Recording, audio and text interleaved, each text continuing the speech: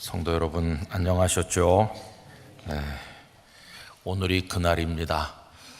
어떤 날이냐면 비 오는 수요일 저녁입니다. 네, 거기다가 또 공휴일이기도 해요. 그래서 오늘은 출타한 분도 많고 또 비 내리는 수요일 저녁에 예배당에 오는 게 뭐 그렇게 쉬운 건 아니겠지만 이 자리에 우리가 오게 돼서 정말 감사합니다. 근데 우리가 온 게 아니고 방금 부른 찬양처럼 하나님의 은혜로 인도를 받아 오게 된 줄 믿습니다. 아무리 우리가 오고 싶어도 오려고 노력해도 하나님의 은혜가 아니면 올 수 없었을 텐데 우리를 이 자리에 있게 하신 하나님께 큰 영광을 올려드립니다. 로빈 샤르마라는 분이 이런 말을 했습니다. 어떤 책에서 내가 태어나서 울 때 사람들은 기뻐서 웃었다. 갓난아기 태어날 때 빽빽 울면서 태어나잖아요. 그런데 주변에 있는 사람들은 생명이 태어난 것이 감사해서 다 기뻐서 웃었다는 겁니다. 그 다음에 나오는 한 줄은 이런 것입니다.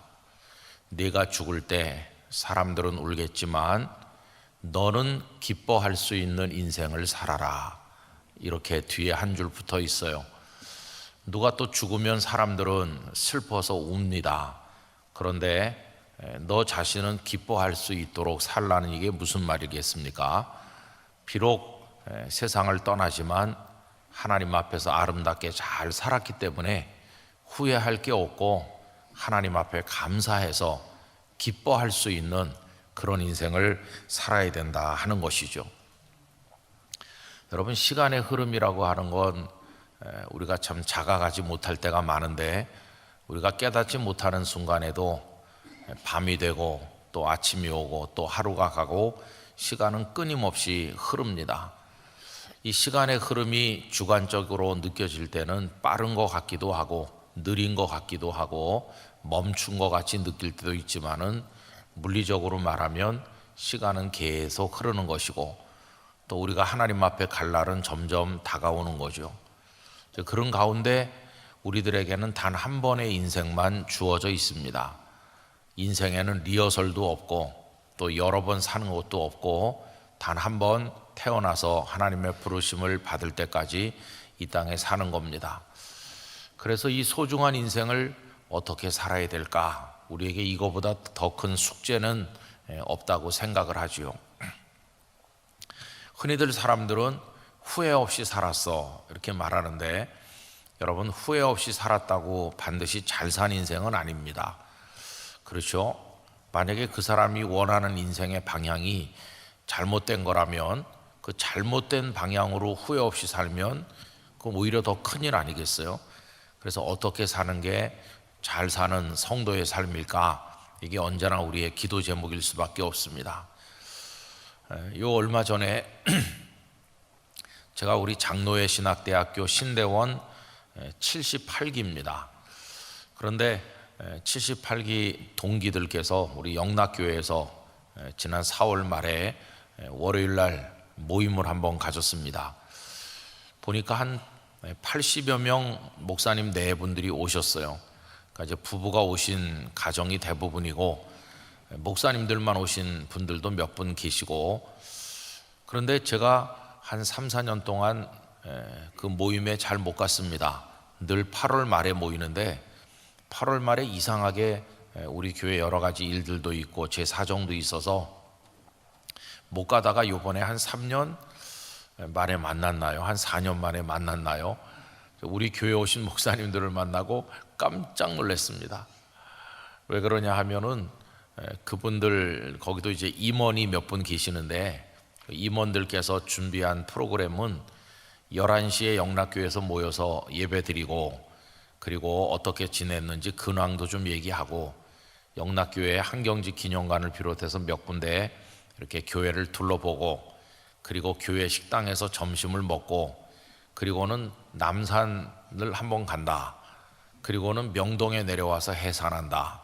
그런 거였거든요. 꼭 어린이 소풍 가는 일정이랑 비슷하죠. 근데 다 대부분이 다 많이 은퇴하셨어요. 근데 제가 깜짝 놀란 건 뭐냐 하면은 저는 당연히 우리 교회에서 식사를 하시고 나면은 이렇게 걸어 올라가서 남산 둘레길을 한 바퀴 걷는다, 저는 이렇게 생각했는데 아무도 그렇게 생각하시지 않는 거예요. 그 임원들이 준비한 일정을 보니까. 그래서 어떻게 준비하셨느냐 하면은 남산 꼭대기에 올라간다 이렇게 돼 있더라고요. 둘레길을 걷는 게 아니고 남산 꼭대기를 올라간다. 그래서 제가 꼭대기 올라가려면 조금 가파른 데도 있는데 괜찮겠어요? 그랬더니 아니 당연히 버스 타고 가지 뭘 걸어가. 제 생각이 영 빗나가는 거예요. 저는 당연히 걸어간다고 생각하는데 그분들은 당연히 버스 타고 간다고. 그래서 내가 버스를 어디서 타려고요 하니까, 여러분 요 교회에서 이렇게 위로 올라가면은 저 위에 그 버스 종점 있는 거 아세요? 남산 올라가는 버스. 저는 늘 글로 다니면서도 한 번도 안 가봐가지고 그게 있는지 몰랐어요. 근데 이제 이분들은 벌써 오셔서 다 거의 가보고 그 버스도 타보시고 그랬다는 거예요. 그래서 오히려 제가 이제 이 동네에 대해서 잘 모르는 거죠. 그리고 버스를 타고 다 올라가는데 식당에서 식사를 끝낸 다음에 자 이제 걸어 올라가서 거기까지는 가서 버스를 타고 남산 꼭대기에 올라가 가지고 우리가 모처럼 저 팔각정 거기까지만 가는 게 아니라 거기 있잖아요, 타워 꼭대기에 한번 올라가 보려고 합니다. 그랬더니 벌써 누가 손을 탁 드는 거예요. 손 드는 분 어떤 분이냐면은 갔다 오라고, 나는 영락교회에서 기다리고 있겠다고. 아니 근데 갔다 오라고 하는 분이 의외로 많더라고요. 그 보니까 이제는 거기까지 걸어가서 버스 타는 것도 너무 힘들고 그 꼭대기 타워에 갈 의욕도 없고 그냥 여기 영락교회 저 옛날 만남 카페 하던 그 자리 거기 그저 조용히 있으니까 거기서 음료수나 좀 주면 우리 거기서 기다리고 있을 테니까 갔다 오라. 그런 분이 제법, 전 한두 명이 아니고 한두 명 정도면 모르겠는데 한 열댓 명, 제법 많은 분이 그 기다린다고 하시더라고요. 제가 깜짝 놀란 건 뭐냐 하면은 이렇게 많이 늙으셨구나. 그렇게 펄펄 뛰면서 산에 가서 엎드려 기도하고 그리고 교회 가서 목회한다고 몸을 안 아끼고 그냥 헌신하고 그러던 어른들인데 이제는 다 이렇게 늙으셔서 이렇게 되셨구나. 어떤 목사님은 파킨슨이 좀 심해가지고 금방 넘어질 것 같이 그러시더라고요. 한 3년 만에 보니까 얼마나 많이 늙으셨는지. 그래서 한편으로 참 마음이 많이 아팠습니다. 그래도 나는 아직 걸어가는 게 당연하다고 생각하니까 나는 아직 쌩쌩한 편이고 저분들은 그렇구나. 인생에 대해서 그날 내내 많이 생각해 봤어요. 우리 성도님들의 인생은 어떠세요? 태어나셔서 오늘에 이르기까지 어떻게 살고 계시고 또 자신의 인생에 대해서 내가 이만하면 바르게 사는 거야 이렇게 평가를 하십니까? 어떻게들 생각하시면서 살고 계십니까? 오늘 읽은 성경 말씀에 보면은 지난번까지 우리가 사도행전 7장 스데반 집사님께서 길게 그 사내들인 공회 회원들 앞에서 설교하신 말씀을 우리가 여러 토막으로 나눠서 생각을 했고, 그리고 이제 스데반 집사님께서 돌에 맞으셔서 순교하시는 그 마지막 말씀을 나누었습니다. 근데 그때 스데반 집사님의 순교 이야기가 이제 그 중점적인 내용인데 그 옆에 하나님께서 한 사람을 살짝 등장하게 하셨다고 그랬죠. 그 사람이 누구냐 하면 사울입니다. 사울. 근데 오늘 본문에 8장으로 넘어온 다음에 이제 사울 얘기가 조금 더 나오는 거예요. 여러분, 하나님은 이미 당신께서 사랑하는 사람들을 통해서 하나님의 복음이 온 세상에 퍼져가도록 역사하시는데 무대 위에 등장할 인물들을 이미 다 정해 놓으신 거예요. 그 앞에는 베드로와 요한이 많이 등장하셨고 또 6장 이후에는 집사님들이 등장하기 시작하다가 7장에는 스데반 집사님이 마치 동무대인 것처럼 무대 위에 등장하셨고, 그리고 저쪽 끄트머리 카텐이 살짝 열리더니 빼꼼 얼굴을 내민 사람이 사울인 것이에요. 엑스트라인가 이렇게 생각을 하는데 그 잠깐 얼굴을 내민 그 사람이 오래지 않아서 이제 무대 위에 한복판에 올라올 사람, 하나님의 복음의 역사에 핵심으로 등장할 사람이죠. 근데 여러분, 그 빼꼼하게 얼굴을 내미는 것처럼 7장 끝에 등장하고 오늘 여기 8장 1절 이하에 등장하는데, 이때만 해도 사울 자신이 나중에 자기 자신이 복음의 무대 한복판에 서게 될 걸 알았을까요? 전혀 모르는 거예요. 전혀 모르죠. 스데반 집사님이 피를 흘리면서 쓰러질 때 그 옆에 있으면서 그는 전혀 모르는 거예요. 근데 오늘 말씀 1절에 보면은 뭐라고 표현되어 있습니까? 오늘 말씀 1절을 우리 다시 한번 다 같이 읽어보겠습니다. 사울은 그가 죽임당함을 마땅히 여기더라. 아멘. 여기까지만요. 사울은 스데반 집사님이 죽을 때 그 옆에 서 있으면서 마땅히 여겼다는 거예요. 죽는 거를. 이 마땅히 여기다 하는 게 슌유 도케오라는 단어에다가 이제 우리의 비동사 같은 걸 이제 붙인 건데, 슌유 도케오라는 헬라어 단어는 어떤 일에 대해서 적극적으로 찬성한다, 동의한다, 그런 뜻이에요. 그러니까 사내들인 공회 앞에서 스데반 집사님께서 이제 신문도 받고 설교도 하셨잖아요. 그리고 사내들인 공회 회원들이 들고 일어나서 사형에 처해야 마땅하다고 소리를 질렀겠죠. 그러면서 돌을 들고 와서 막 이렇게 던지는 거를 이 사울은 이게 잘못된 판결이거나 이렇게 하는 게 잘못이라는 생각을 요만큼도 안 한 거예요. 죽어 마땅하다. 저런 사람은 죽어야 돼.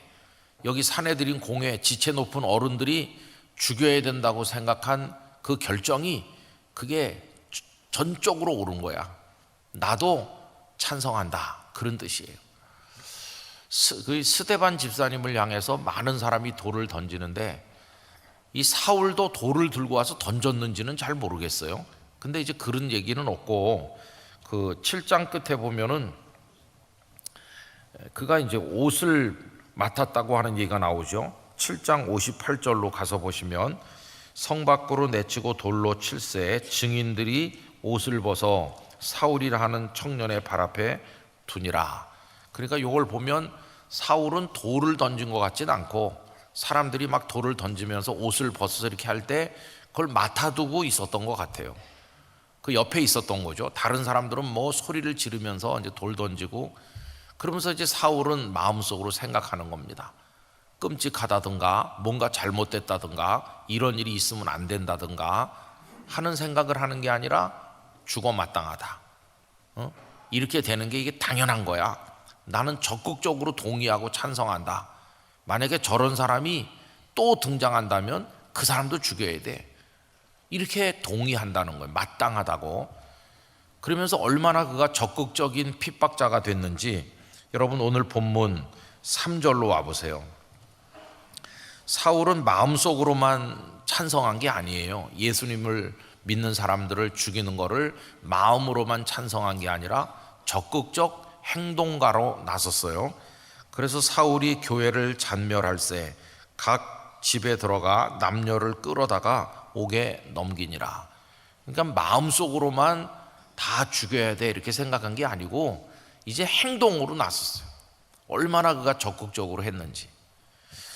여러분 나중에 보면은 이 바울 사도가 사방으로 복음 전도를 하고 다니시다가 예루살렘에 구제 헌금을 전달하러 옵니다. 그랬다가 예루살렘에서 분노한 유대인 폭도들에게 아주 어려움을 겪죠. 그때 그 로마 천부장 루시오가 극적으로 바울을 구출해 가지고 위험하니까 로마 군인들이 있는 영내로 데리고 들어가죠. 근데 그 유대인 폭도들이 막 따라와요.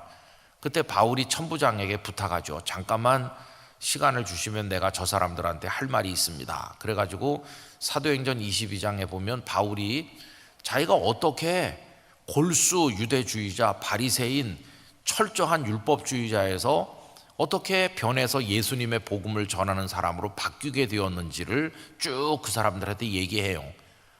그러면서 무슨 얘기를 하냐면 사도행전 9장에 나온 다메섹으로 가던 길에서 주님 만난 이야기를 그 속에서 하고 있거든요. 근데 그 얘기를 하면서 이렇게 말해요. 당신들도 알다시피 나로 말하자면 예수님을 믿는 사람들을 그 누구보다도 핍박했던 사람이다. 그 얘기를 하는 대목이 나오는데 사도행전 22장 19절 20절을 제가 읽어드리겠습니다. 내가 말하기를 주님 내가 주를 믿는 사람들을 가두고 또 각 회당에서 때리고 또 주의 증인 스데반이 피를 흘릴 때에 내가 곁에 서서 찬성하고 그 죽이는 사람들의 옷을 지킨 줄 그들도 아나이다. 이건 이제 이 바울이 우리 주님께 기도를 드리면서 이렇게 기도를 했다고 그 사람들한테 말하는 거예요. 내가 예수님께 어떤 기도를 드린지 아세요? 하면서 하는 얘기가 이겁니다. 그 얘기 속에 보면 믿는 사람들을 가뒀다, 회당에서 때렸다. 그러니까 이 사울이 바울 되기 전에 예수님을 믿는 사람들을 잡아 가두고 때리기도 했고 또 스데반 집사님 죽는 얘기를 하잖아요. 주의 증인 스데반이 피를 흘릴 때 내가 곁에 서서 찬성하고, 이 찬성하고라는 단어가 오늘 마땅히 여긴다는 바로 그거예요. 슌유 도케오, 당연히 죽여야지 이렇게 생각했다는 거예요. 그 죽이는 사람들의 옷을 지켰다. 그러니까 이 사울은 그런 사람이었어요. 의로운 하나님의 사람 스데반이 아무 잘못도 없이 돌에 맞아 죽는 거를 옆에 서서 당연히 죽어야지 이렇게 생각했어요. 그걸 마땅하게 여겼어요. 근데 여러분, 그의 생각에는 이렇게 진행되는 게 이게 맞다고 생각하는 거죠. 이게 옳은 거라고 생각하죠. 근데 여러분, 나중에 어떻게 됐나요? 나중에 그렇게 생각하는 자기 자신의 인생이 어떻게 됐나요? 자기도 예수님의 복음을 위한 순교자가 됐잖아요. 자기도 복음을 증거하는 예수님의 제자가 됐잖아요. 그러면 저 높은 곳에서 하나님께서 내려다보시면서 무슨 생각을 하셨겠어요? 너는 스데반 집사가 죽는 걸 마땅히 여기니? 저게 옳다고 생각하니?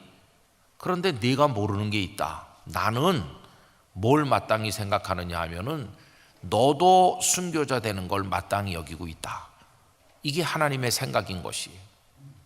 그때까지는 스데반 집사님의 순교를 옆에서 보고 있는 사울은 자기 인생의 미래가 어떻게 될지는 전혀 모르는 거예요. 그런데 하나님은 이미 그를 선택하셨고 복음의 무대 한복판으로 등장시키기 위해서 다 작정해 놓으셨고, 하나님이 보실 때 사울이라는 한 젊은이의 인생은 어떻게 되는 게 마땅하냐 하면 복음의 증인되고 순교까지 하는 게 그게 마땅하다. 하나님은 그렇게 판단하고 계시다는 거예요. 그래서 여러분, 마땅하다고 생각하는 게 두 가지가 있는 거죠. 하나는 사람들이 이 땅에다가 두 발을 디디고 살면서 이렇게 사는 게 마땅한 거야 라고 생각하는 방식이 있어요. 우리 다 그렇게 생각하죠. 내 나이가 만약에 지금 50살이라고 할 것 같으면 부부가 앉아가지고 얘기하는 거죠. 여보, 우린 앞으로 어떻게 살아야 될까?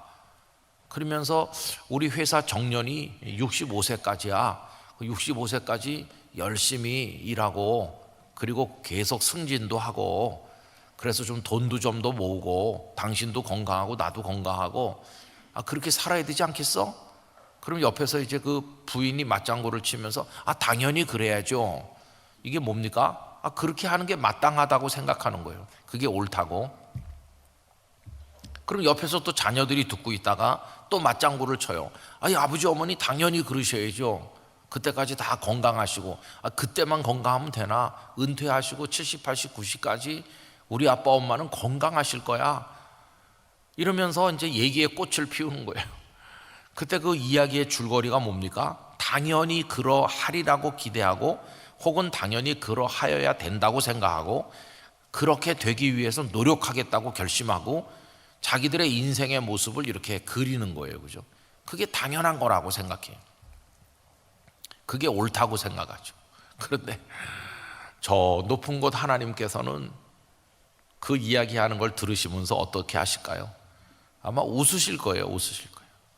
너희들이 생각할 때는 그렇게 하는 게 마땅한 것 같지만, 그게 옳은 것 같지만, 너희들의 인생은 내가 이미 정해놓은 길이 있다.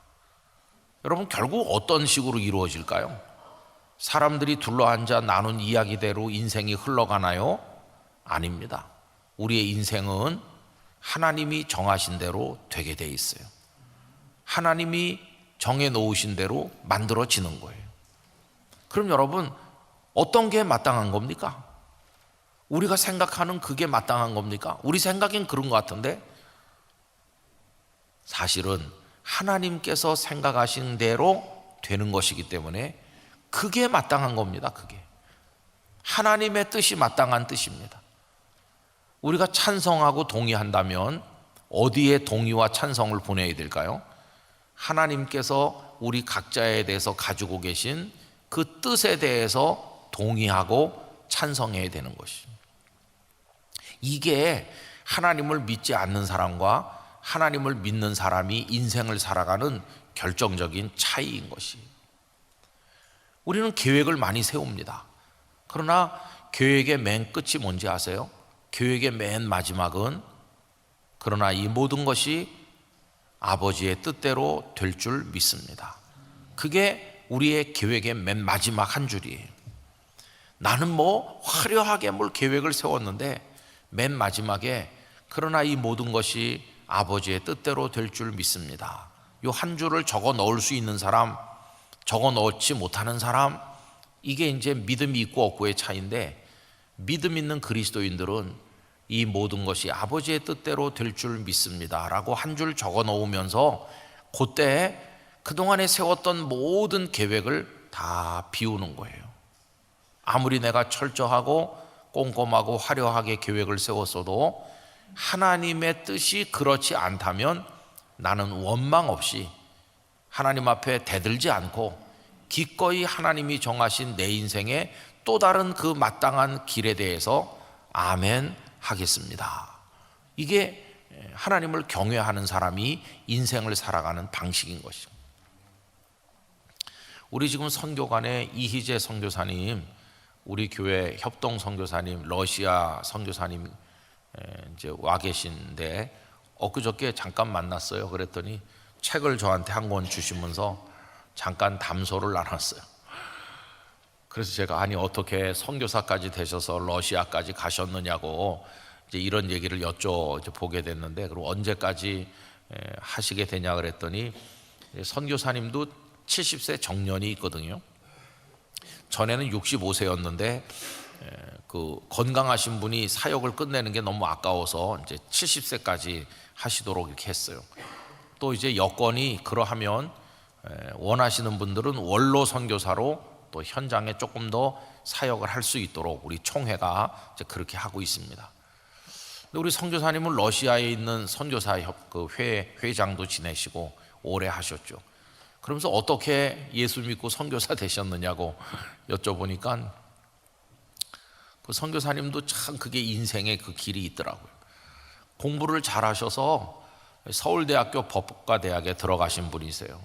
그럼 다 우리나라에서는 뭐 다 판검사 된다고 생각하시잖아요. 그게 마땅한 길이죠. 당연히 옆에 사람도 생각하고 아마 선교사님 본인도 마땅히 거기 이제 마음을 둔 거겠죠. 근데 대학에 들어가서 가만히 보니까 우리나라 현실이 여러 가지로 어렵고 힘들 때죠. 그때가 박정희 대통령 세상 떠나기 좀 전이거든요. 그래가지고 그때 우리나라가 아주 어지러웠습니다. 곳곳에서 시위가 일어나고 대학생들이 길바닥에 나와서 막 하고 뭐 데모가 굉장히 심하던 그때 이제 또 그 목사님도 젊은 혈기에 또 그 정의감에 아마 글은 다 뭐 우리 다 데모 그때 많이 했으니까 저도 학교 다닐 때 학교 앞에 탱커를 갖다 교문 앞에다 떡 세워놓고 군인들이 있어가지고 그 비싼 등록금 내고 뭐 한 달, 두 달씩 집에서 놀 때가 많았거든요. 그러니까 뭐 그때 나라가 그랬던 때니까 그래가지고 이제 조금 심하게 하는 사람들은 이제 학교에서 막 제적시키는 거죠. 그렇게 힘들게 들어간 거를 이제 학교에서 제적시키는 거예요. 그래서 우리 선교사님도 제적당했다고 그래요. 그때는 그러다 이제 제적당하면 감옥에 가던가 아니면 군대 가던가. 그래가지고 이제 군대 가셨다고 그래요. 군대 가서 고생 많이 하셨겠죠.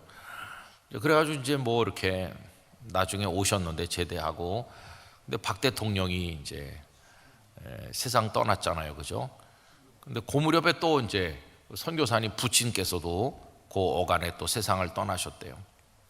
그러면서 어려운 일을 이렇게 계속 겪고, 박 대통령 세상 떠난 그 이듬해가 이제 우리 80년의 봄이라고 하면서 막 우리나라가 소요가 심했던 때인데, 그때 이제 그 뒤집히니까 해직 교수들은 복직하고 또 해직 기자들도 복직하고 이렇게 판이 바뀐 때죠. 그래서 제적당한 학생들도 다시 학교로 복학시켜가지고, 그래서 우리 선교사님도 복학하셨대요.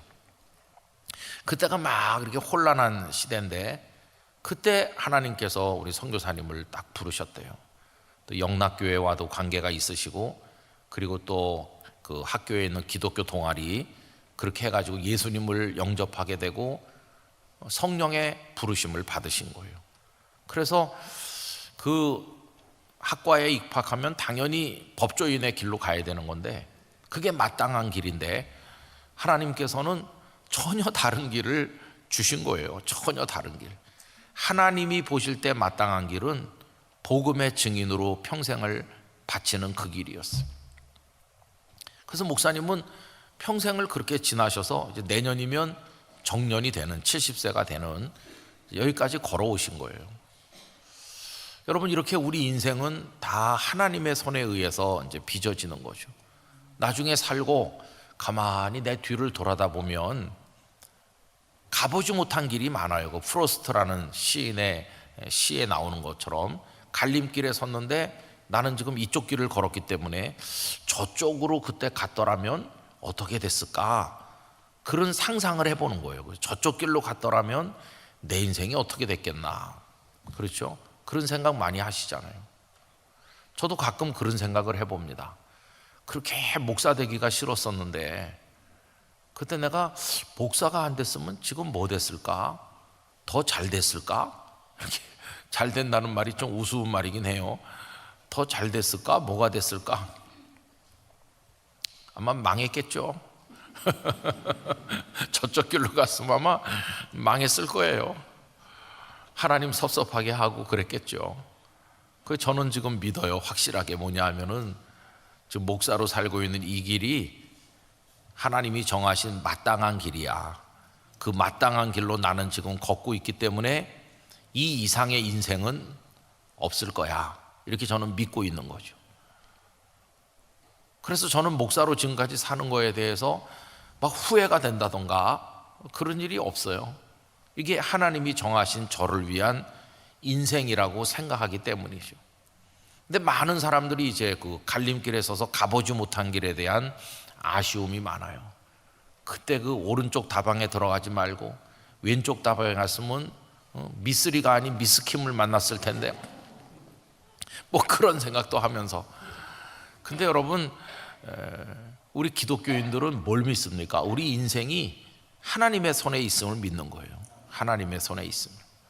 그래서 현재 내 인생이 인간적인 세상의 기준으로 부족한 것도 있을 수도 있고 어려움도 있을 수도 있고 아픔도 있고 그럴 수도 있어요. 그러나 믿음으로 바라보면은 우리 인생은 결코 그냥 던져진 인생이 아니라 하나님의 뜻 안에서 하나님의 마땅히 여기시는 길에 따라서 우리를 이끌어 가시는 거예요.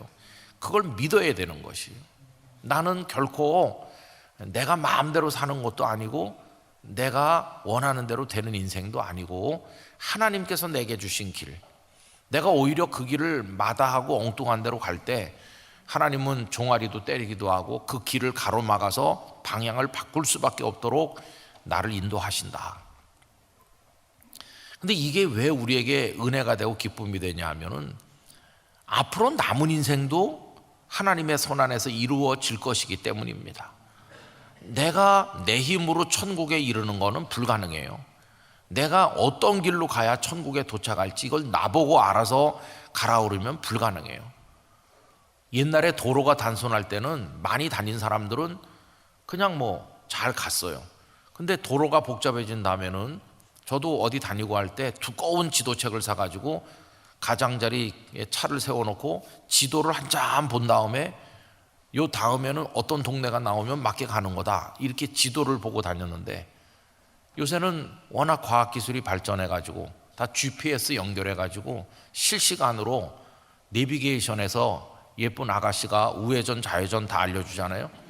그럼 이제 그대로 가는 거잖아요, 그죠?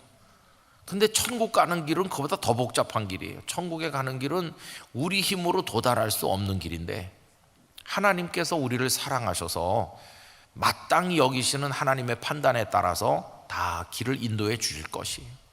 어떤 사람은 대로로 달리는 사람도 있고, 어떤 사람은 사이길로 가는 사람도 있지만, 천국문 앞에 그 주차장에 우리가 다 도착할 줄 믿습니다.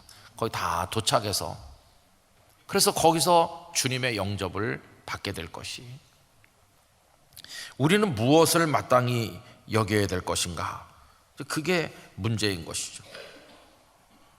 여러분, 여기서 우리는 하나님의 뜻에 순종하고자 하는 믿음을 가지게 되기를 원합니다. 하나님, 저의 인생을 맡아주시기 원합니다. 그래서 사도 바울의 인생이 나중에 어떻게 됐나요? 여기 얼굴을 빼꼼히 내미는 것 같이 잠깐 등장했고, 예수님을 믿는 사람들을 지독하게 핍박하는 사람으로 이렇게 등장을 조금 했는데, 이제 나중에 9장에 가보면은 그가 이제 가운데 나오는 거죠. 어떻게 그가 자기가 가고자 했던 바리새인의 길, 가말리엘 제자로서의 길, 유대주의 지도자로서의 길, 그가 걷고자 했던 길들이 자기가 생각할 땐 그게 마땅한 거였는데, 하나님은 한 차원 높은 데서 너의 마땅한 길은 따로 있다. 우리가 마땅하게 여기는 것이 하나님께는 어리석게 보이는 거예요. 우리가 찬성하고 좋아하는 그 길을 하나님은 잘못된 길이라고 말씀하시는 거죠. 그래서 그 이후에 이제 사울의 이름이 바울로 바뀌면서 그가 사도행전 전체의 중심 인물로 무대 중간에 등장하시는 거예요. 사도행전 28장 맨 끝날 때까지 바울이 로마로 가셔서 이태나 머무르면서 말씀을 전했다. 그리고는 마무리도 없이 갑자기 사도행전 28장이 끝나요. 대개 어떤 책이 끝날 때는 끝이 나는구나 이렇게 느끼도록 끝을 맺는데, 사도행전 28장은 뒤에 뭐가 더 있는데 마치 분실되기라도 한 것처럼 갑자기 또 끝나요. 근데 왜 갑자기 끝날까요? 그 뒤에 이어질 하나님의 역사가 무궁무진한 것을 이렇게 열어서 보여주는, 닫힌 종결이 아니라 열린 종결을 우리에게 보여주시는 거죠. 그리고 사도행전에서 바로 넘어가는 책이 사도 바울이 써서 보낸 로마서가 등장하고, 그 위에 바울 서신이 쫙 나오면서 그가 어떻게 하나님의 손에 붙들려서 복음의 증인이 됐을 뿐만 아니라 영감 어린 하나님의 말씀을 이 서신에 담아가지고 오늘 우리에게까지 큰 감동을 주는 그런 서신들을 남기게 되었는지, 그리고 맨 마지막에 그는 위대한 순교자로 디모데후서 4장 7절 8절에 보면 믿음을 지키고 선한 싸움을 싸우고 달려갈 길 다 달리고 이제는 의의 면류관을 내게 주실 걸 바라본다고 할 때, 그때 바울은 더 이상 자기가 계획한 길을 마땅히 여기는 게 아니고 하나님이 정하셔서 보여주시고 인도해 가시는 하나님이 원하시는 그 길을 아멘으로 받아들여서 이제 그걸 향해서 박수를 보내고 동의하고 찬성하고, 억지로 간 게 아니라 기쁨으로 그 길을 달리는 사람이 된 것이죠. 이게 하나님의 사람이 인생을 살아가는 방식이라는 걸 우리가 기억해야만 될 것입니다.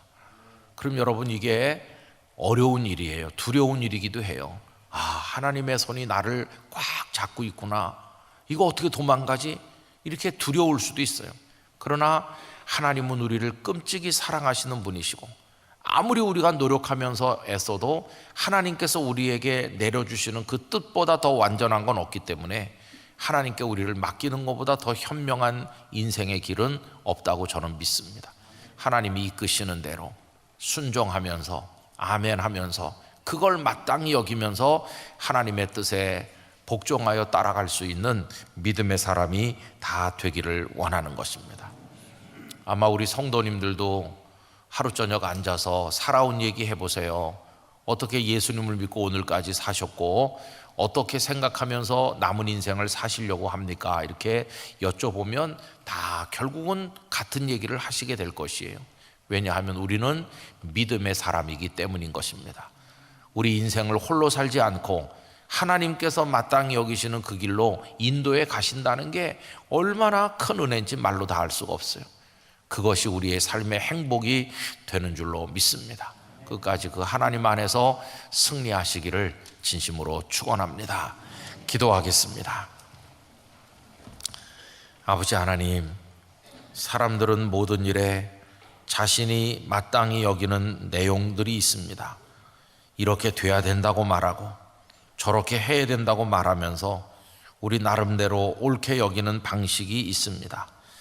그러나 하나님은 우리 생각과 달라 높은 데서 하나님의 방식과 하나님의 뜻대로 일들을 주관하시며 우리 인생을 이끌어 가시는 진정한 주인이십니다. 하나님께서 결정하는 것을 우리도 찬성하게 되기까지 순종의 믿음을 가르쳐 주시고 하나님이 원하시는 삶에 저희들을 맡겨 살아가도록 은혜를 주옵소서. 그렇게 할 때 가장 아름답고 가장 옳은 삶을 살게 될 줄 믿습니다.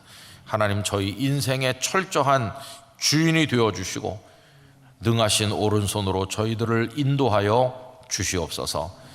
주님이 원하신 일을 감당하며 살아가도록 저희를 붙들어 주시옵소서. 예수님의 이름으로 기도하옵나이다. 아멘.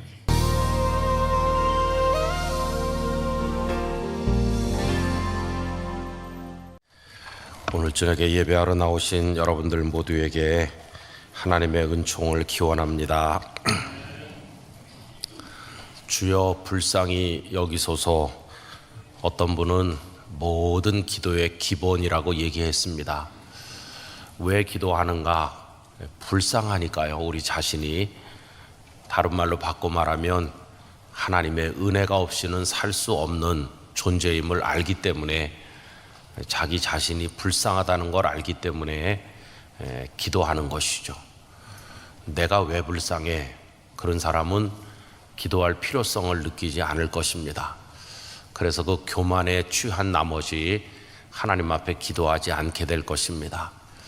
그러나 나는 하나님의 은혜가 없이는 한순간도 살 수 없어 하는 것을 깊이 깨닫는 사람, 자신이 진정으로 불쌍하다고 하는 것을 아는 사람은 하나님 앞에 기도하지 않을 수가 없을 것입니다.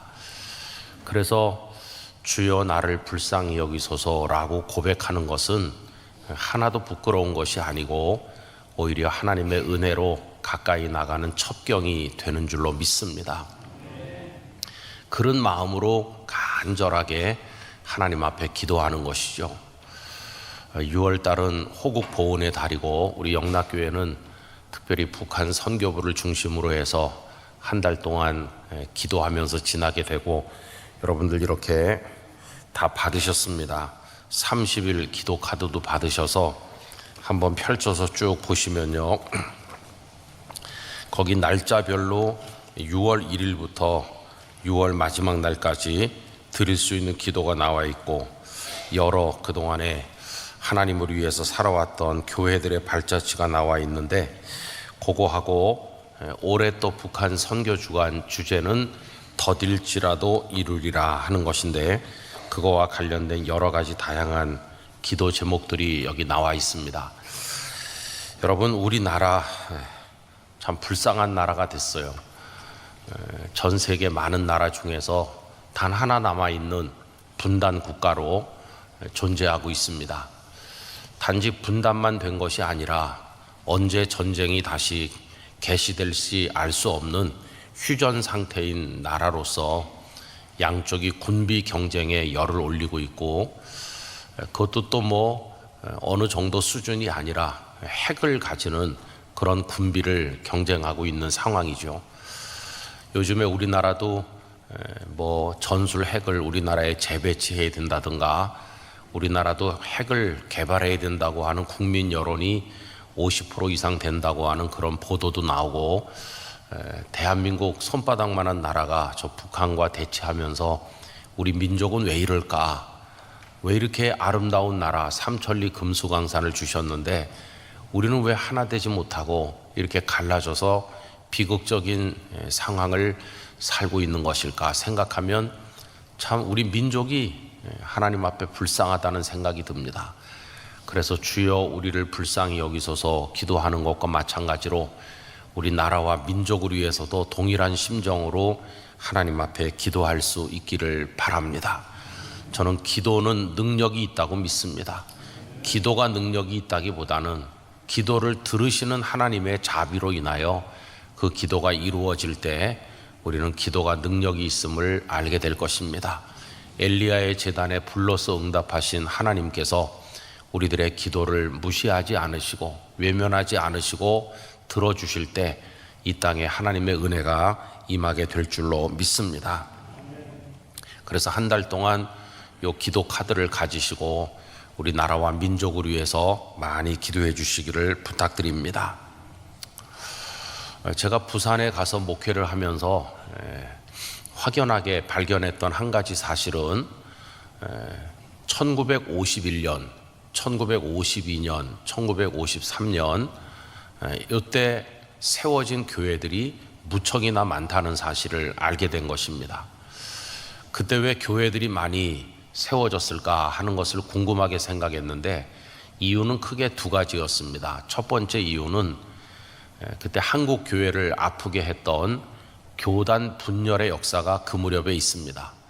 그래서 고려파 장로교회가 떨어져 나가는 일이 있었어요. 우리 고신 측 이렇게 말하는데 대한예수교 장로회 고신 측 그렇게 지금 부르는데 이제 고려파 장로교회죠.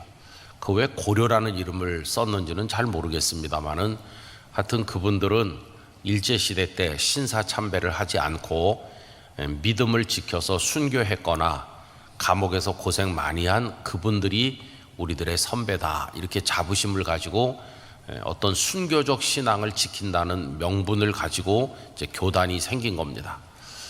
근데 그때 주로 거기와 관련된 분들이 부산 경남에 연결된 분들이 많이 계셨어요. 그러다 보니까 고신측 장로교회는 지금도 대부분이 부산 경남 쪽에 많이 있습니다. 근데 그분들이 이제 떨어져 나가면서 이제 교회들이 생기게 된 거죠. 참 마음 아프게 이렇게 같이 예배하던 교회인데 목사님이 남고 성도들은 나간다든지 뭐 성도들도 반씩 나간다든지 이래가지고 나가서 이제 교회를 새로 세우다 보니까 이제 그 무렵에 교회들이 많이 세워진 마음 아픈 그런 일들이 있었어요. 그 다음에 그거보다 더 큰 이유 중에 하나는 6.25 전쟁입니다. 6.25 전쟁으로 인해서 많은 피난민들이 평안도에서 함경도에서 황해도에서 남쪽으로 이렇게 밀려 내려오셨잖아요. 그래서 마지막 낙동강고 남쪽에 우리가 인민군에게 점령당하지 않고 남아 있었던 곳이 그 지역이거든요. 그래서 그 낙동강 이남으로 다 몰리고 제일 큰 도시가 부산이다 보니까 부산으로들 많이 오셨어요. 남쪽으로 제일 남쪽이 부산이니까 그리로 많이 오셨고, 제가 있었던 곳이 부산 영도섬인데 그 영도섬을 건너가려면 일제시대 때 놓은 영도다리가 있거든요. 그래서 영도다리는 참 피난민들의 애환이 많은 곳이 되었습니다. 그래서 사람들이 만날 때 영도다리에서 만나자 이렇게 약속을 한다는 거예요. 그럼 영도다리 근처에 와서 또 뭐 자기 일가 친척이 있나 찾아서 만나기도 하고 그랬습니다. 그 영도다리가 원래는 이렇게 들었다 놨다 하는 도개교죠. 그래서 일제시대 때도 이렇게 들면 배가 지나가고 또 다시 내리고 이렇게 했는데 그게 한 1960년대까지는 그렇게 하다가 다리 놓은 지가 너무 오래되고 낡아서 그래서 더 이상 다리를 드는 게 위험하다 해가지고 그걸 하지 않게 됐습니다. 또 배들도 큰 배들이 됐기 때문에 이제는 저 섬을 돌아다녔지 그 다리 밑으로 다닐 수가 없었어요. 그러다가 이제 몇 해 전에 그 다리를 완전히 드러내고 새로 잘 놓았습니다. 이렇게 확장해가지고. 그런데 그걸 또 다시 이제 드는 걸로 만들었어요. 그 관광객들도 오게 하고 옛날의 향수를 다시 이제 불러일으킨다 그런 목적으로. 그래서 요즘엔 아마 2시에 들던가 시간이 몇 번 바뀌었었는데, 그래서 들어 올렸다가 다시 내리는데 15분 걸립니다. 영도에 사는 우리는 무척 불편했어요. 딱 올리면은 그 시간 전에 쌩 지나가야지, 거기 걸리면 15분 동안 그냥 할 일 없이 서 있어야 되기 때문에 관광객들은 좋을지 모르는데 거기 사는 이들은 좀 불편했어요. 아, 이걸 뭘 보러 오나 이런 생각이 들었어요. 근데 이제 지나가다 보면은 그거 보러 오는 분들은 거의 다 노인들이셨어요. 한 80, 90대 노인들이 관광버스를 타시고 있는 힘을 다해서 그거 본다고, 그래서 수백 명이 그 근처에 모여서 이거 들고 내리는 걸 봤는데, 아니 저게 뭐 볼 거 있다고 오셨지? 이렇게 생각을 하는 건 너무 단순한 생각입니다. 그분들은 그 다리가 보고 싶어서 왔다기보다는 몇십 년 전으로 마음 여행을 하는 거예요. 옛날에 피난 와가지고 거기서 누구를 만났고 그 곁에서 온갖 고생을 다하면서 살았던 그때를 만나러 왔다고 말하는 게 아마도 옳겠죠. 젊은 관광객은 거의 없었고 나이 많은 어른들이 많이 오시곤 했습니다. 근데 어쨌든 이제 피난민들이 부산으로 많이 모여서, 부산에 원래 사람이 그렇게 많지 않았는데 갑자기 폭증한 겁니다.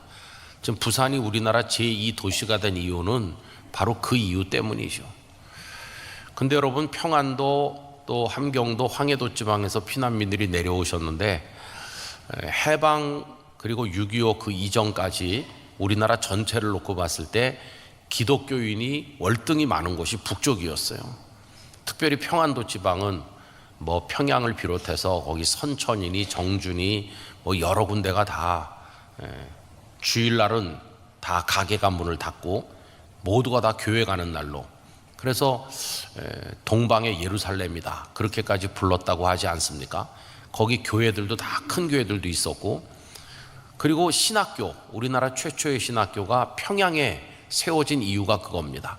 우리 상식으로 하면 선교사님들이 신학교를 서울에 세워야 될 것 같은데 왜 평양에다 세웠을까? 기독교가 그쪽에 가장 번성했기 때문이에요. 그래서 평양신학교를 세우게 된 거죠. 1907년에 첫 번째 졸업생들이 나오면서 길선주 목사님을 비롯해서 7분이 이제 목사님이 돼서 우리나라 첫 노회, 동노회가 조직이 되지 않았습니까? 어쨌든 북쪽 지방이 훨씬 기독교가 왕성했어요. 그리고 선교사님들이 들어오셔서 다양한 선교 활동을 하는데 장로교 선교사도 있고 감리교 선교사도 있고 다양하잖아요. 근데 또 장로교만 해도 미국 북장로교도 있고 미국 남장로교도 있고 호주 장로교회도 있고 캐나다 장로교회도 있고 뭐 여러 군데서 동시에 들어오니까 나라는 손바닥만한데 선교사를 보낸 교단들이 다양하거든요. 그래서 선교사님들이 여러 차례 모였습니다. 우리가 여기서 공동의 적을 가지고 있다, 핍박하는 그런 사람들이 많으니까 공동의 적이고, 또 우리의 사명은 동일한 거다, 복음을 전하는 거고, 그리고 우리들은 이 풍토에 연약하기 때문에 풍토병을 앓을 수도 있고 여러 가지 많은 문제들이 있는데, 우리가 이렇게 교단이 다르다고 해서 서로 비협조적으로 나눠서 활동해서는 안 되겠다. 그러니 장로교, 감리교 이런 거 따지지 말고 어느 교단에서 왔는지 이거 가지고 우리 불편해하지 말고 그냥 다 같이 형제가 되어 가지고 이 조선 땅을 함께 선교하자, 이렇게 했어요. 참 아름다운 모습이죠. 이제 그러기 위해서는 같은 지역을 서로 같이 이렇게 해가지고는 갈등이 있을 수가 있으니까 우리 좀 편리하게 그 책임지는 지역을 좀 나누면 좋겠다, 이래가지고 나누게 됐어요. 그래서 미국 북장로교회는 이제 서울과 평안도 지방을 주로 많이 하게 됐어요. 그리고 남장로교회는 서울은 공통으로 하면서 호남 지역을 많이 하게 됐고, 호주 장로교회는 그 부산과 경상도 지방을 많이 하게 됐고요. 감리교는 강원도 쪽에 많이 가게 됐습니다. 그래서 여러분 지금도 여행 다니시다 보면 강원도 쪽에 가면 감리교가 월등히 많습니다. 가는 데마다 감리교가 많은 이유가 그런 것이죠. 그리고 미국 장로교회도 북장로교회하고 남장로교회가 뿌리가 가만히 생각을 해보면 미국이 원래 남북 간의 싸움이 있었던 거 아시죠? 링컨 대통령 때 노예를 해방하는 문제를 둘러싸고 남쪽의 사람들은 노예 해방에 반대했고 북쪽 사람들은 노예를 해방해야 된다고 그래가지고 전쟁한 거 아닙니까? 그러니까 남쪽 사람들은 노예 해방을 반대한 것은 옛날 방식이 좋다고 생각하는 사람들이 남쪽에 많이 사는 거예요. 옛날 방식 그대로가 좋아. 그러니까 이게 정치적으로나 나타나면 보수적인 경향이 강한 거고, 북쪽은 반대로 사회도 개혁이 돼야 되고 또 노예도 해방이 돼야 되고 새로운 방향으로 나가야 돼, 이렇게 주장하는 사람들이 이제 북쪽에 많은 거 아닙니까? 그러다 보니까 장로교 신앙도 그 궤적을 따르는 거예요. 남장로교는 아주 보수적인 색깔이 강하고 북장로교회는 조금 진보적인 색깔, 현실에 맞게 이렇게 개혁해 나가야 된다고 하는 그런 게 좀 강했어요. 그래서 선교사님들이 다 우리나라에 이렇게 들어와서 활동하는데 지역을 나누다 보니까 평안도 지방은 북장로교회의 영향이 많아요.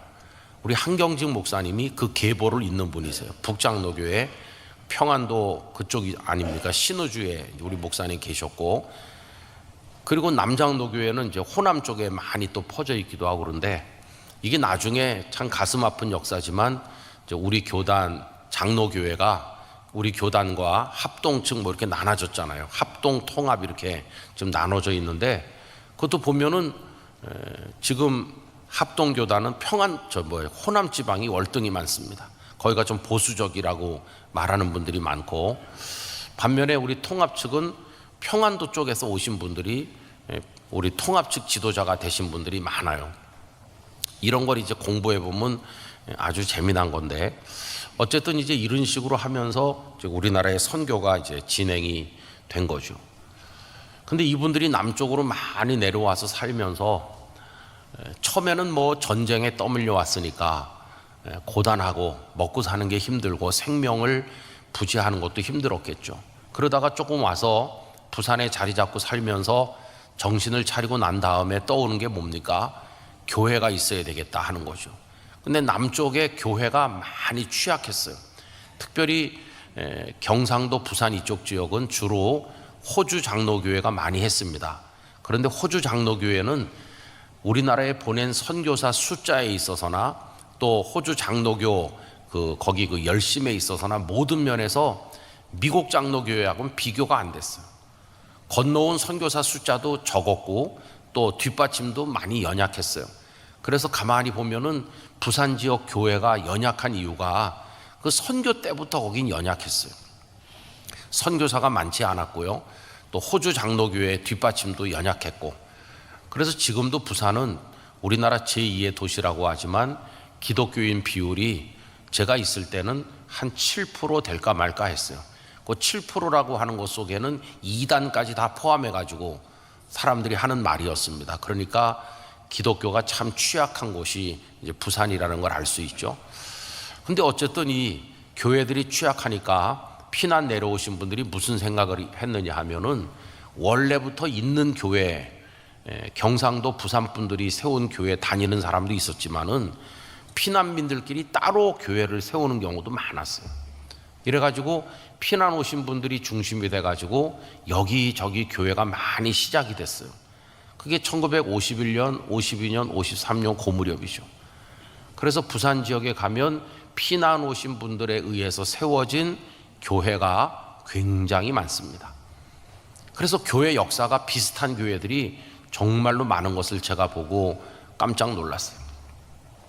그러면서 그게 감동도 됐어요. 왜 그러냐 하면 6.25 전쟁이라고 하는 건 우리 민족에게 큰 충격적인 비극이었지만은 그것으로 인해서 왕성하던 북한 지역에 그 열정 있는 성도들이 남쪽으로 내려와 가지고 그들이 교회를 세운 거예요. 그럼 피난 내려오신 분들을 붙들고 왜 피난을 왔습니까? 이렇게 물어보면 대부분의 많은 사람들의 이유가 예수님을 자유로 믿기 위해서, 이게 답이었어요. 저쪽은 공산당이 들어왔거든요. 김일성, 소련군이 들어왔잖아요. 거기서는 해방 이후에 6.25 사변 날 때까지 그 몇 년 동안 이미 공산당 밑에서 살아봤거든요. 살아보니까 예수님을 못 믿겠다는 걸 이미 알은 거예요. 그러니까 전쟁 때문에 내려온 것도 있지만은 전쟁이 기점이 돼가지고 예수님을 자유로 믿을 수 있는 남쪽으로 내려가야 되겠다는 게 굉장히 강했어요. 그래서 북한에서 내려오신 분들이 남쪽에 내려와서 교회를 많이 세웠습니다. 어떻게 보면은 하나님께서는 6.25 전쟁이라고 하는 참상의 그 시간을 통해서 북쪽에 왕성하던 복음을 남쪽 전역으로 흩으셨다 하는 것을 우리가 알 수 있습니다. 평양 쪽이 그렇게 강했던 것은 우리 알고 있지 않습니까? 원산 대부흥운동이 1907년에 평양 대부흥운동으로 퍼지면서 1907년 기점으로 평안도 지방에 엄청난 복음의 역사가 일어났던 거 우리가 알고 있잖아요. 하나님은 그 부흥의 불씨를 전쟁을 통해서 남쪽에다가 옮겨 심으셨다는 것을 알 수 있어요. 지금 우리 대한민국이 그래도 교회가 곳곳에 없는 데가 없이 많이 세워지게 된 그 역사를 가만히 보면 그 결정적인 사건이 6.25 전쟁이라는 걸 알 수 있습니다. 하나님은 전쟁을 통해서 어떤 면으로 우리 대한민국을 복음의 축복을 주셨다 하는 것을 알 수 있어요. 여러분, 오늘 성경 말씀이 딱 그런 얘기입니다. 예루살렘에 박해가 일어나서 스데반 집사님께서 돌에 맞아 순교하셨어요. 그래서 기독교 역사의 첫 번째 순교자가 되셨습니다. 그리고 예루살렘 전역에 박해가 시작되니까 오늘 본문에서 보는 것처럼 사도들만 남아 계시고 나머지 성도들은 유대로 사마리아로 예루살렘을 벗어나서 뿔뿔이 흩어지게 됐어요. 그래서 사람들이 얼마나 마음이 아프겠어요. 그 전에는 예루살렘에 다 모여서 같이 떡을 떼고 즐거워하고 믿는 사람들이 늘어나면서 날마다 기쁨이 충만했었는데 이 핍박이 일어나가지고 존경하던 스데반 집사님은 죽고 그리고 다 흩어져 나가니까 그래서 오늘 말씀 여러분 2절에 보면 뭐라고 되어 있습니까? 그분들의 모습이 경건한 사람들이 스데반을 장사하고 위하여 크게 울더라 이렇게 되어 있어요. 오늘 슬픔으로 시작하는 겁니다. 크게 울었다. 사랑하는 집사님이 이렇게 돌아가시다니 큰 슬픔이 예루살렘 교회에 임한 것이요.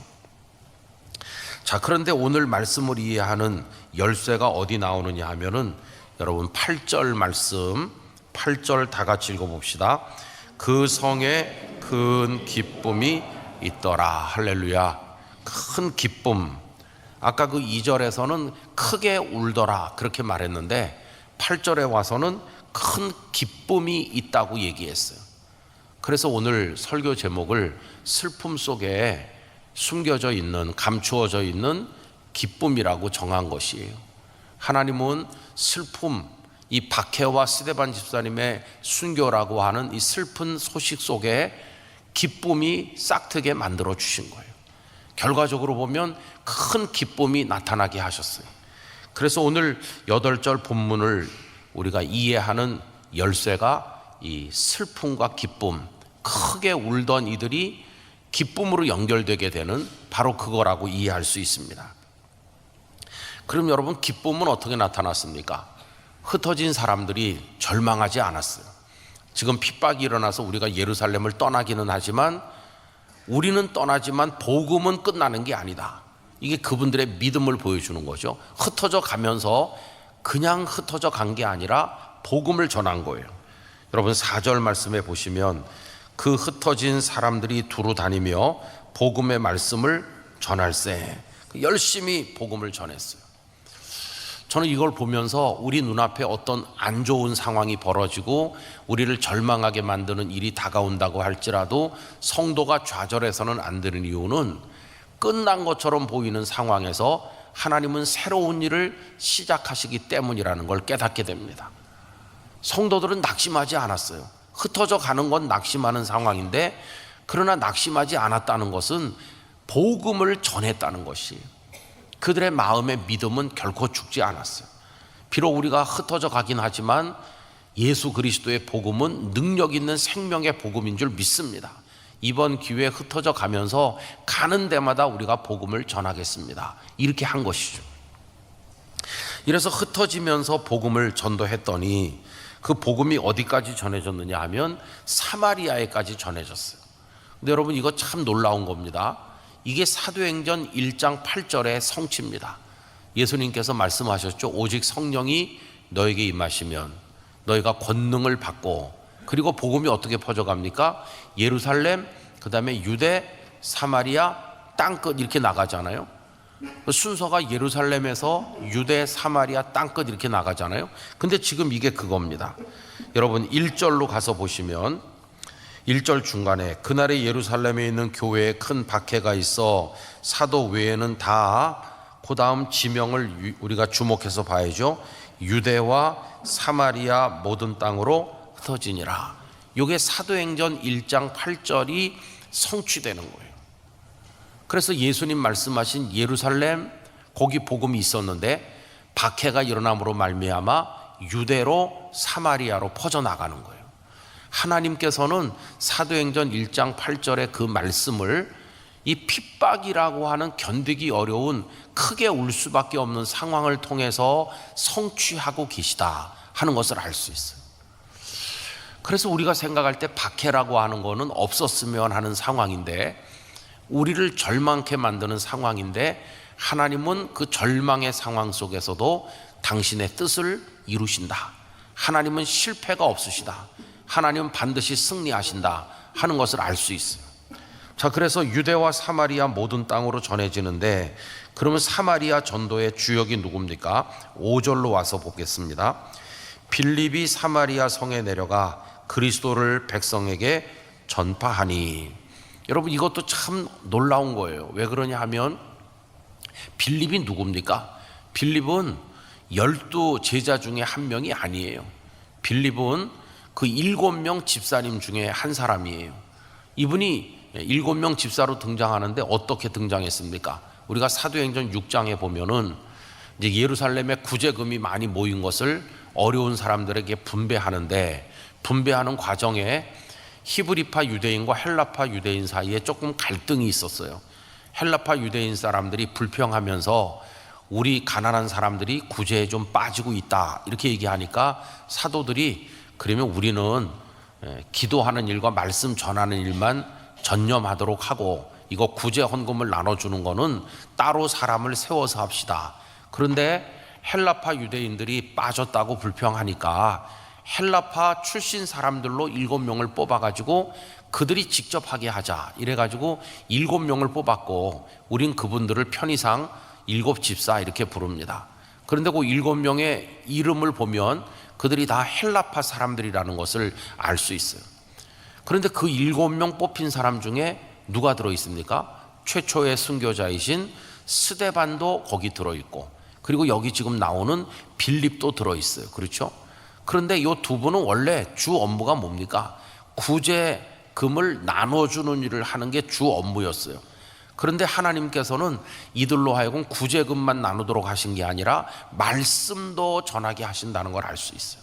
말씀도 전하게 하시고, 더군다나 이들이 사도들 못지않는 능력도 얻게 하셨어요. 능력.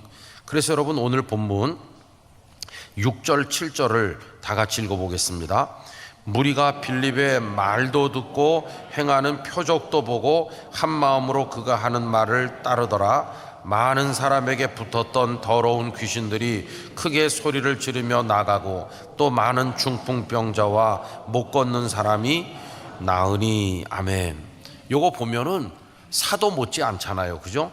빌립은 사도는 아니었지만은 그분이 하는 말씀이 능력이 있고 행하는데 표적도 행하고 이적을 행하는 거예요.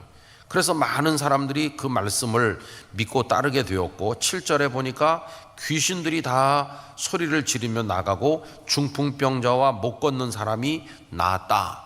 사도들 못지않는 능력을 이 빌립 집사님에게 주셨어요. 스데반 집사님은 어땠을까? 스데반 집사님도 마찬가지입니다. 사도행전 6장 8절에 보면 스데반이 은혜와 권능이 충만하여 큰 기사와 표적을 민간에 행하니. 스데반 집사님도 말씀도 잘 전했고 능력도 있어서 엄청난 이적을 일으키기도 했어요. 그러니까 그때는 성령의 충만한 가운데서 말씀 전하고 표적을 행하고 이런 것들이 사도들에게만 국한된 게 아니고 집사님들도 다 그런 일을 행했고 성도들 모두에게 그런 역사들이 확장돼 나갔다는 것을 알 수 있습니다. 근데 여러분, 지금 기독교 역사가 한 2000년 이렇게 내려오면서 교회의 모습이 조금 왜곡됐다고 해야 될까요? 아니면 조금 우리가 다시 살펴봐야 되는 것 중에 하나는, 오늘에 와서 보면은 말씀을 전하는 거는 안수받은 목사들만 하는 거다, 이런 게 이제 워낙 굳어졌어요. 물론 종교개혁자인 루터는 이렇게 말했습니다. 회중이 이렇게 몇 사람 모였을 때 반드시 예배를 드려야 된다. 그런데 예배를 드릴 때 거기 안수받은 목회자가 있으면 그 사람이 설교해야 된다. 그러나 거기 모인 사람 중에 안수받은 목사가 없으면 어떡하나? 없을 때는 그 중에 누구든지 말씀을 나눌 수 있는 사람이 말씀을 나눠야 된다. 말씀이 없으면 그건 예배가 아니다, 이렇게 말했어요. 그러니까 루터는 질서도 지키면서 또 예배가 드려져야 된다는 걸 동시에 강조했어요. 그러니까 누구나 다 말씀을 전할 준비를 해야 되는 것인데 거기 안수받은 사람이 있으면 안수받은 사람이 해야 된다는 거예요. 그러나 상황이 안수받은 사람이 없을 수도 있잖아요. 저 지금도 뭐 시골에 작은 사람들이 모이면은 목사가 없는 수도 있으니까 그럴 때는 뭐 집사님이 설교하기도 하고 옛날에 다 그렇게 했잖아요. 그렇게 해야 된다는 거예요. 그러니까 요즘에 이제 우리 영락교회만 해도 성도님들은 당연히 이제 우리 교회 목사님들이 많으니까 설교는 당연히 목사님들이 하는 거지, 이렇게 하도 오래 생각하다 보니까 우리 성도들에게 아주 약해진 달란트가 뭐냐 하면은 말씀을 나누는 달란트가 아주 약화돼 있어요. 일반 성도들은 내가 말씀을 나누는 사람이 돼야 된다고 하는 생각을 거의 하지도 않고 계실 뿐만 아니라 해보세요 그러면 무척 당황하는 분이 많을 거예요. 근데 여러분, 우리가 뭐 설교를 위해서라기보다 누구든지 만나면 말씀을 나눠줄 준비는 하고 살아야 되는 거예요. 제가 부산에 이제 처음에 갔는데, 제가 갔을 때 교육자가 저하고 젊은 남자 전도사님 한 분하고 여자 전도사님이 있었어요. 근데 남자 전도사님은 제가 위임 목사가 아니다 보니까 거기 계속 있어도 안수를 못 받거든요. 그래 그분은 얼마 안 있고 우리 교회를 떠났어요. 안수 받을 수 있는 곳으로. 여전도사님이 계셨는데 여전도사님도 뭐 제가 3월에 갔는데 7월에 그만뒀습니다. 저보다 7살 많은 여전도사님인데 갑자기 일 잘하던 여전도사님이 그만둔다고 그래서 왜 그러세요? 그러니까 시집 가신다고. 그 뭐 어떡하겠어요. 그래서 결혼하셨어요. 저보고 추례해달라고 그래가지고 7살 더 나이 많은 누나 전도사님을 제가 추례를 해줬는데 신랑은 그보다 9살 적은 우리 교회 청년이었습니다. 그 땅끝 교회 청년. 깜짝 놀랐습니다. 온 교인들이. 그래도 뭐 둘 다 처녀 총각이니까 아무 문제가 없죠. 그래서 이제 그 전도사님이 그 총각을 잘 이렇게 뭐라 그럴까요? 남편인데 9살이나 적은데 잘 기도로 뒷받침을 해서 지금은 좋은 목사님이 됐습니다. 그 남편이 아주 잘 살고 있는 가정이 된 거죠. 어쨌든 이렇게 교육자가 없는 거예요. 그래서 이제 새벽 기도도 다 제가 하고 뭐 다 저 혼자 하니까 아이고 이것도 좀 힘들더라고요. 뭐 수요일 날 뭐 저 몽땅 다 혼자 하니까 그 장로님들에게 이렇게 제안을 했어요. 장로님들이 수요일 날 좀 돌아가면서 해주면 안 되냐고. 그래가지고 이제 장로님들이 처음에 용기가 생긴 것 같아요. 저 젊은 목사도 하는데 우리가 못하겠냐. 그래가지고 제가 설교라기보다는 어떻게 예수님을 믿게 되셨고 지금까지 살아오면서 받은 은혜가 뭐가 있는지 간증을 하셔도 좋고 하여튼 해보시라고 그래가지고 이제 한 분씩 했어요. 수요일 날. 근데 한 바퀴 돌았어요. 이제 그 다음에 이제 제가 한 차례 더 돕시다. 그러니까 모두가 펄쩍 뛰면서 절대 못한다는 거예요. 그래서 이제 두 가지 면의 얘기가 되는데, 하나는 그분들이 못하니까 이제 제가 또 해야 되는 어려움도 생겼지만, 그러나 동시에 그분들이 설교를 어려운 거로 알게 됐다는 거예요. 그 다음부터 저를 함부로 대할 수가 없는 거죠. 아이고, 그러니까 근데 지금 이제 교회들마다 다 목사님이 계시고 뭐 다 있으니까 그렇게 오래 지금 몇십 년째 우리가 내려오잖아요. 뭐 시골에 가도 목사님이 계시고 다 있으니까, 여러분, 목사님 없는 교회가 없이 지금 몇십 년 동안 우리가 지내했습니다. 1980년, 70년, 80년 그때부터 지금까지 몇십 년 동안은 목사님 없는 교회가 없이 한국 교회가 축복을 받아서 잘 지내왔어요. 어느 교회나 목사님이 다 있잖아요. 근데 앞으로는 목사님이 없는 교회가 생길 가능성이 많습니다. 왜 그러냐 하면은 지금 신학생이 별로 없어요. 신학생. 그래가지고 어떤 교단은 교단 본부에서 계산을 해봤대요. 이 상태로 계속 가면 나중에 어떻게 될 건가 그랬더니 그게 멀지 않았어요. 2030년이 되면 목사님보다 교회가 더 많아져요. 그러면 목사님이 없는 교회가 생길 수도 있다는 거예요. 그래서 이게 남의 얘기가 아니고 우리 모든 한국교회 공통의 얘기예요. 우리 영락교회는 뭐 워낙 목사님, 전사님 많으니까 여러분들이 그런 걸 잘 못 느끼시는데, 조금만 다른 데로 눈을 돌려보면 그런 게 아주 심각합니다. 그래서 이제 앞으로는 옛날처럼 그냥 시골교회 집사님이 설교해야 될 그런 일이 옳는지도 모르는 그런 상황이 이제 멀지 않아 우리에게 다가와요. 그래서 어떤 교단에서는 목사님들 70세 은퇴하지 말고 좀 더 오래 하도록 하자. 그래서 75세까지 하도록 정한 교단도 있어요. 이게 목회자도 문제지만은 장로님들도 문제입니다. 시골 교회는 장로님 한 명밖에 안 계신데 그분이 은퇴를 하고 나니까 그 교회 장로님 될 사람이 없어요. 젊은 사람 다 떠나고 없어가지고. 그럼 이제 장로님이 없으니까 당회가 없는 거예요. 목사님 혼자서는 당회가 안 되잖아요. 이런 여러 가지 일들이 생기다 보니까 그런 문제가 생기는데, 그래서 제가 이제 나이 드신 목사님, 저보다도 더 나이 드신 목사님들 보고 보약 많이 먹고 체력 단련 잘하시면은 정년이 연장될지도 몰라요. 이렇게 농담 비슷한 얘기를 했는데, 어쨌든 여러분 기도 많이 해주셔야 됩니다. 근데 무슨 얘기를 드리는 거냐 하면은, 우리가 목사든 아니든 간에 어디서든지 하나님의 복음은 이겁니다라고 말할 준비가 돼 있어야 된다는 거예요. 우리 영락교회 성도들 누구든지 복음을 말해보세요 그러면은 내가 믿는 복음은 이겁니다라고 말해줄 수 있도록 준비된 성도가 되셔야 합니다. 말씀을 나눠줄 준비, 이거는 가정에서는 부모님이 자녀들에게 말씀을 나눠주는 거고, 일가 친척들이 모이면 거기서 또 말씀을 나눠주는 거고, 친구들하고 차를 마셔도 누가 우리에게 믿음의 이유를 묻는 자가 있으면 대답할 준비를 해야 된다고 그랬잖아요.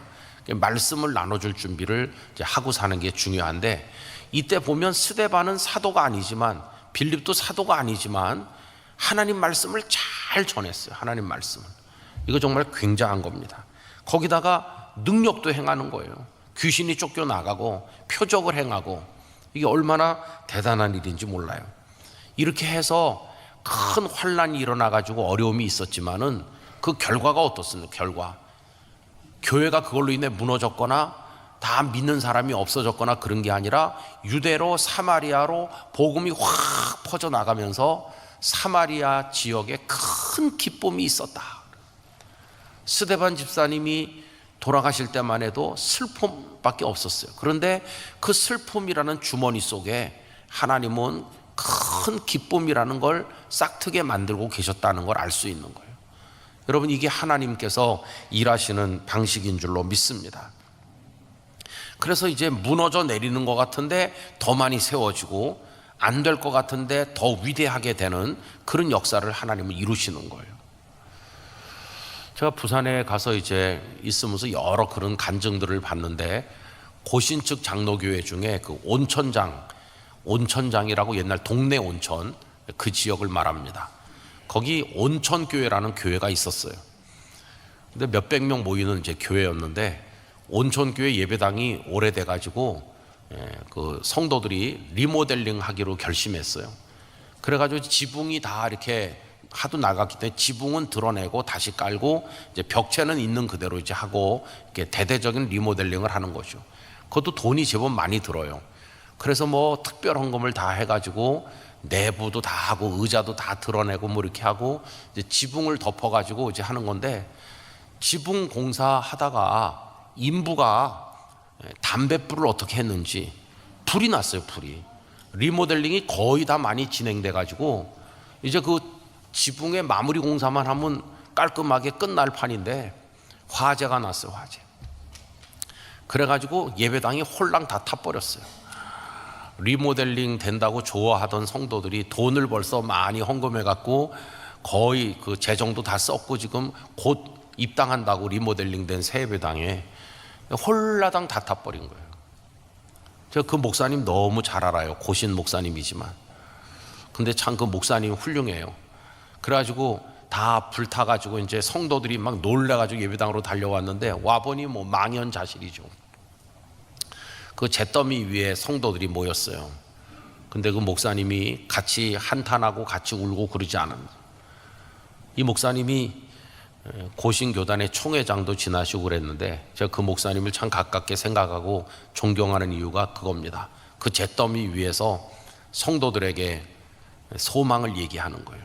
하나님께서는 이대로 끝내지 않으신다. 하나님의 뜻은 이 예배당을 새로 건축하는 것이었다고 나는 생각하게 됐다. 근데 우리가 그냥 적당히 수리나 하고 지나려고 했기 때문에 이 녀석들 봐라, 새로 짓지 않고 그냥 대충 수리만 하고 지나려고 그러네. 그러면서 오히려 하나님은 우리에게 새로운 도전을 하게 하시는 거다. 그러니까 우리가 용기를 내서 이참에 더 아름다운 예배당을 짓도록 하자. 하나님께서 이루실 줄 믿습니다. 성도들이 큰 은혜를 받았어요. 그게 전화위복이 돼가지고 온천교회는 예배당을 새로 졌습니다. 그 낡은 예배당 벽을 다 살려가지고 적당히 수리하려고 하던 거를 홀랑 다 탔으니까 그래서 새 예배당을 잘 지었어요. 그리고는 교회가 얼마나 왕성하게 부흥하는지, 아이고 그 뭐 예배당 짓기 전하고는 비교가 안 될 정도로 교인이 많이 늘어났고, 고신교단에서 그 온천교회 그러면은 모르는 사람이 없는 교회로 우뚝 서게 되었고, 그런 열정과 하나님께서 하시는 위대한 일에 대한 눈이 뜬 이 목사님은 부산 교계를 위해서 일을 많이 하셨어요. 부산 성시와 운동 본부장도 하시고 부산의 기독교 부흥을 위해서 그런 마인드, 영적 마인드를 가진 분이기 때문에 안 된다는 얘기를 그분은 안 해요. 아무리 어려워도 그분 안에 들어가면은 하나님의 능력을 믿는 믿음의 그 불씨를 늘 볼 수 있었어요. 지금은 은퇴를 하시고 후임 목사님이 오셔서 목회를 잘하고 있는데, 그 어려운 부산 지역에서도 그 교회가 굉장히 왕성한 교회 몇 개를 꼽을 때 언제나 들어가는 교회가 됐어요. 여러분, 다 불타서 끝난 것처럼 보여도 그것이 오히려 부흥의 출발점이 되게 하시는 하나님이십니다. 스데반 집사님은 죽고 핍박이 일어나서 다 흩어지는 절망의 상황, 크게 우는 상황이지만 하나님은 그 속에 사마리아까지 복음이 전파되게 하시고 큰 기쁨이 있게 만드시는 그런 하나님의 역사를 보여주시잖아요. 성경을 그런 눈으로 보면 그런 일이 너무 많은 거예요. 노예로 끌려간 요셉, 인생이 끝난 것 같았는데 애굽의 총리가 됐잖아요. 그죠? 포로로 끌려간 다니엘, 희망이 없는 것 같은데 그가 얼마나 위대한 믿음의 사람이 되었고 하나님의 계시를 받는 선지자가 되었습니까?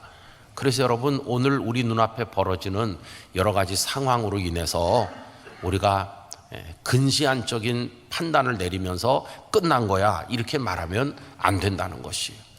하나님께서 종교를 선언하기 전까지는 끝난 게 아니에요. 이걸 어떻게 하나님께서 바꿔가실 것인가, 믿음의 기대를 우리가 가지게 되기를 원하는 것입니다.